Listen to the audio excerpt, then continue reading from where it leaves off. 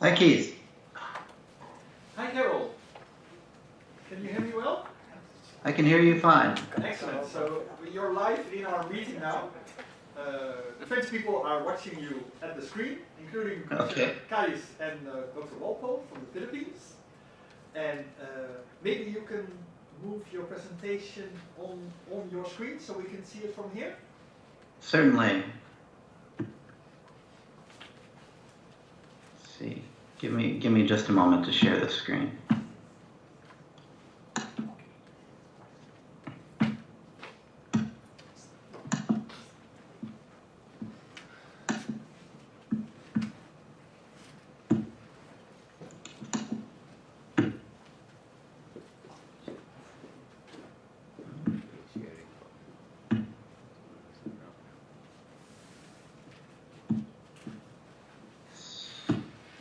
There we go.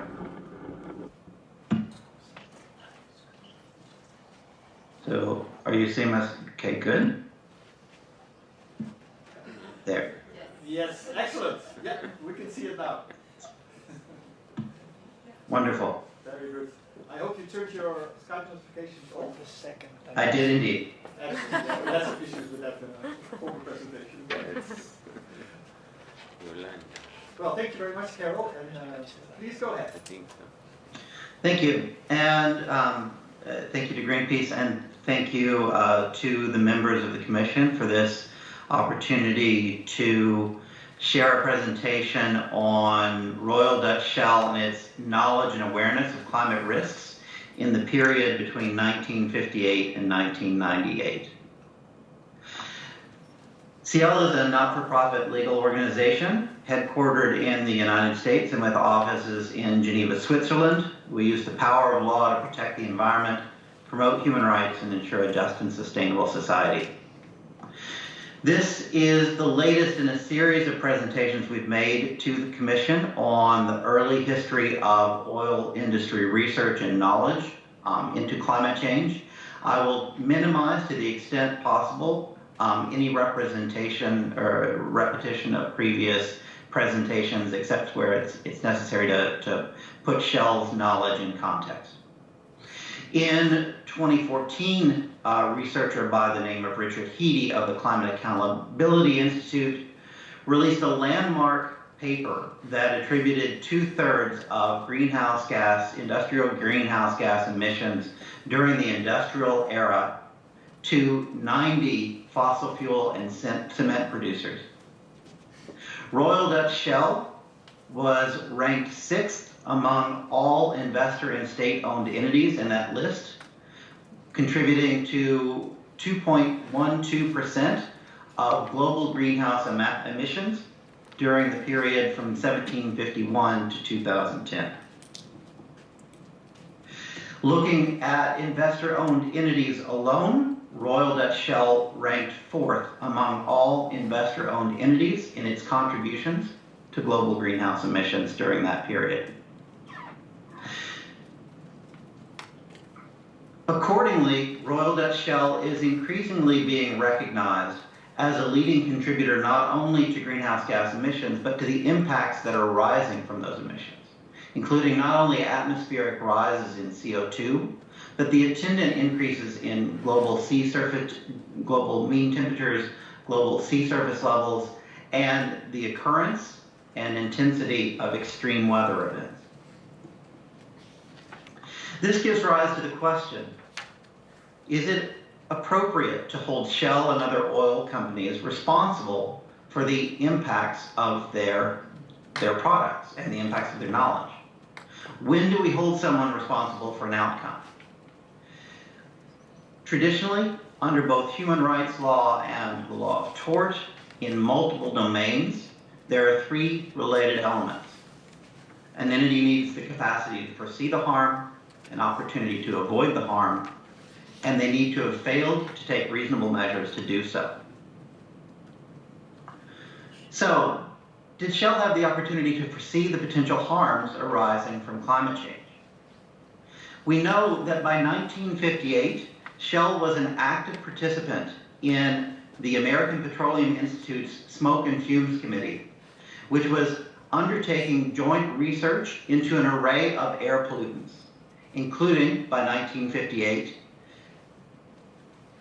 the occurrence of carbon of fossil fuel origin in the atmosphere.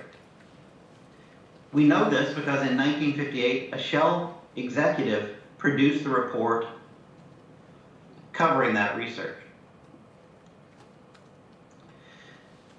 That same year, this same Shell executive acknowledged in a report to the US government that the petroleum industry considered itself responsible not only for pollutants arising from its own operations, but for pollutants that would arise from the use of petroleum and its products. In other words, by 1958, the oil industry recognized, as it should have, that pollution arising from the use of oil was the oil industry's responsibility. It's in that context that the warning the industry received in 1959 from Edward Teller becomes so stark. In 1959, leading oil executives were warned by Nobel laureate Edward Teller that temperature rises corresponding to a 10% increase in carbon dioxide would be sufficient to melt polar ice caps, submerge the city of New York, put coastal cities around the world in jeopardy, and threaten a considerable proportion of the human race.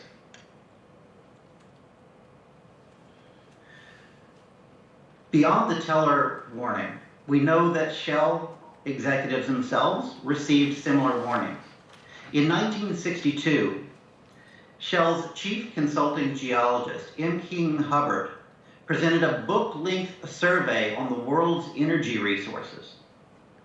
That survey was authoritative in every sense. It looked at global energy consumption over spans of decades and out into decades to centuries in the future. It looked at population projections. It looked at consumptions across countries, across regions, across continents. And it looked in detail at the world's energy balance and how that balance was altered by human activity.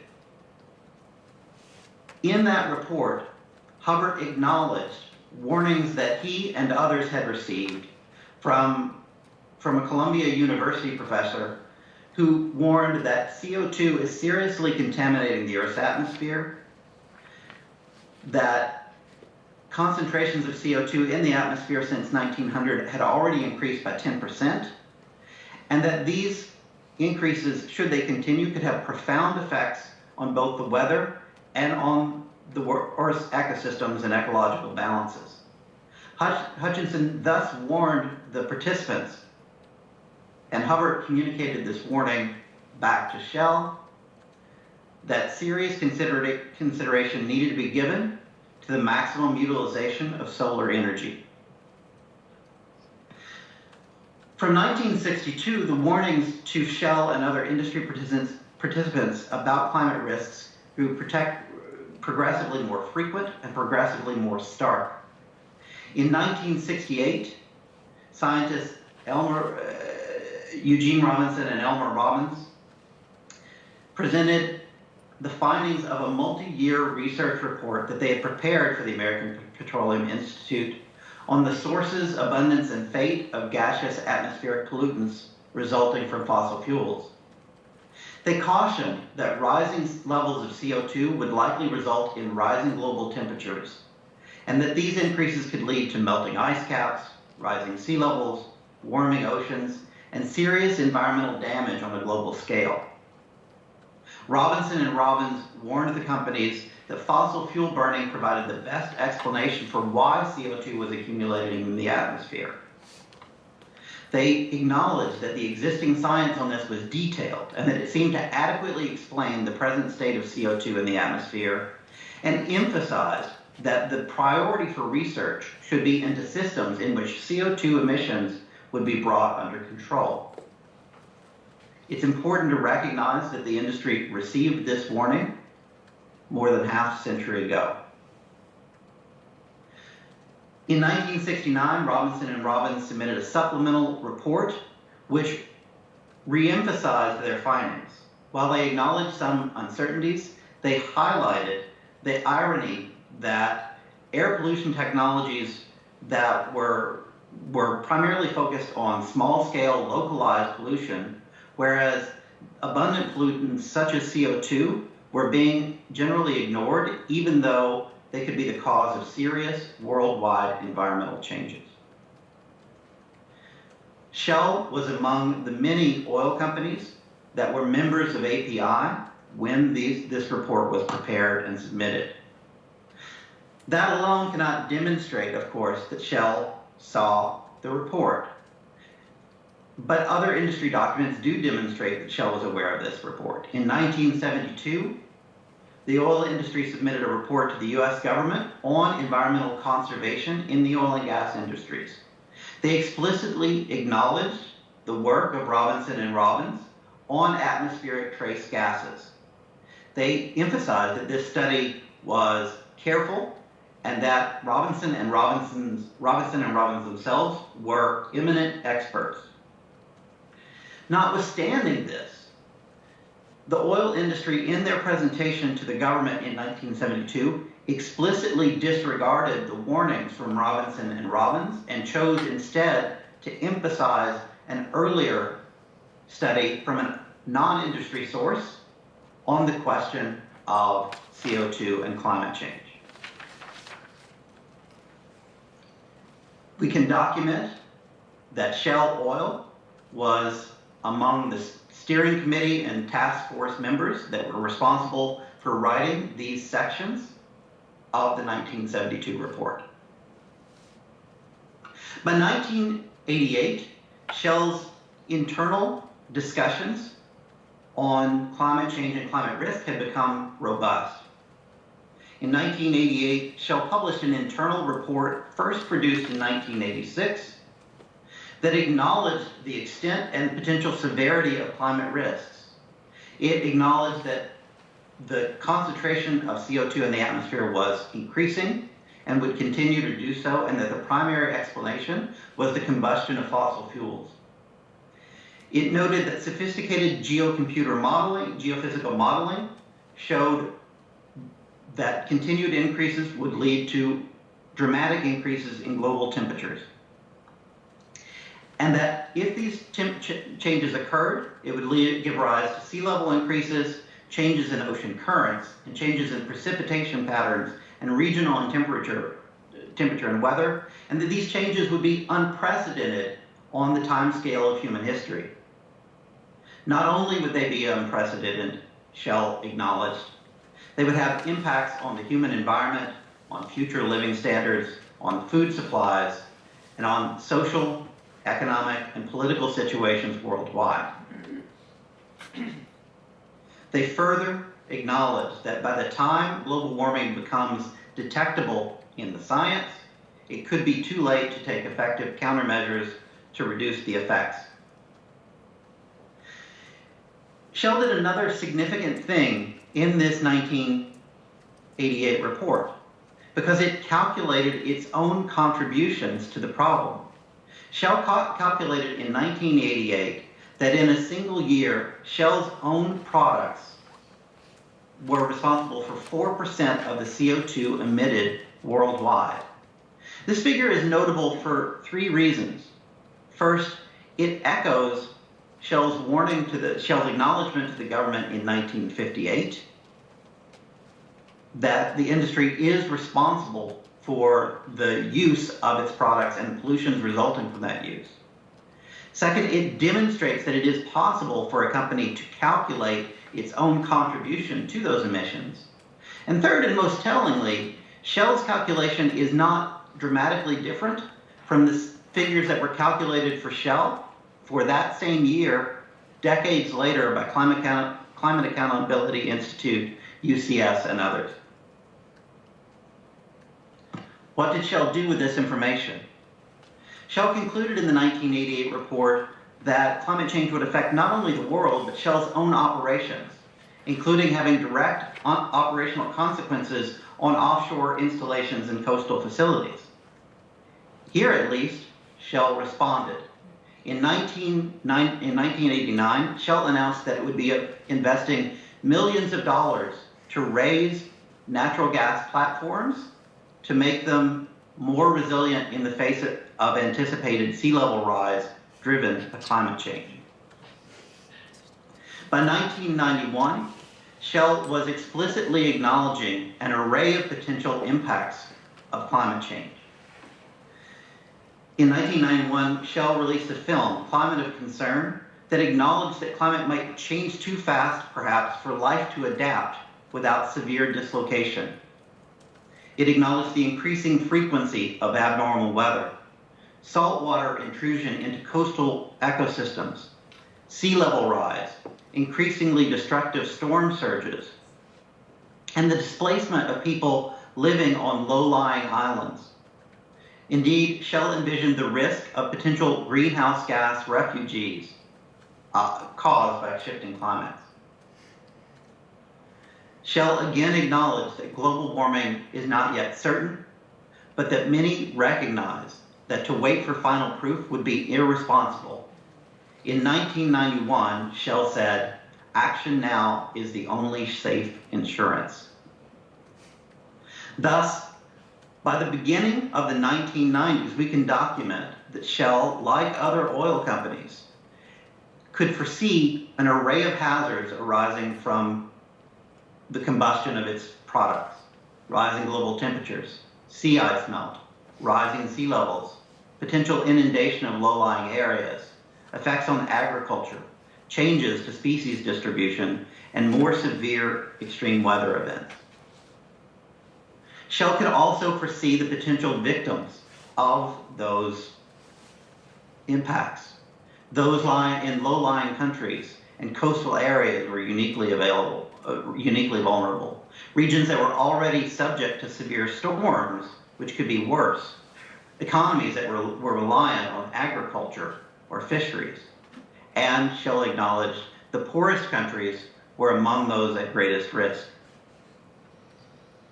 Notwithstanding this knowledge, however, and contrary to its widely accepted public image, Shell continued for decades thereafter to maintain active membership in an array of industry groups and front groups that carried out an ongoing campaign of climate denial and climate obstruction.